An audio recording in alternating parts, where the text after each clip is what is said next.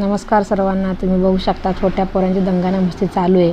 तर मी तुम्हाला झटपट असा होणारा उरलेल्या इडली बॅटरपासून पिझ्झा करून दाखवणार. तुम्ही बघू शकता नॉनस्टिक तवा घेतलेला आहे. थोडंसं पाणी शिपडून पाणी पुसून घ्यायचं. डोसा बॅटर टाकून घ्यायचं जाडसर. त्याच्यावरती कांदा पसरून जे काही व्हेजिटेबल तुम्हाला आवडतील ते त्याच्यावर टाकून घ्यायचं. मी नुसतं कांदा टॅमॅटो टाकलेले आहे. पिझ्झा सॉस टाकून पसरून घ्यायचं चमच्या साहाय्याने. थोडंसं पिझ्झा सॉस टाकायचा. पिझ्झा सॉस आवर्जून टाका तरच त्याला टेस्ट पिझ्झासारखी येणार आहे ना. ते पिझ्झा सॉस चांगलं सगळीकडे पसरून घ्यायचं आहे. पिझ्झा सॉस पसरून घेतल्यानंतर वरून थोडंसं तेल टाकून घ्यायचं आहे.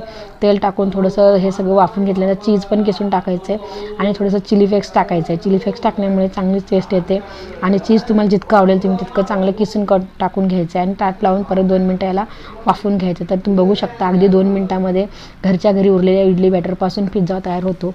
तर तुम्ही हे करून लहान पोरांना खाऊ घालू शकता. त्यांना खूपच आवडेल की अशी गॅरंटी सांगते तुम्हाला. अशाच प्रकारे दुसरं तुम्हाला परत एक काढून दाखवते.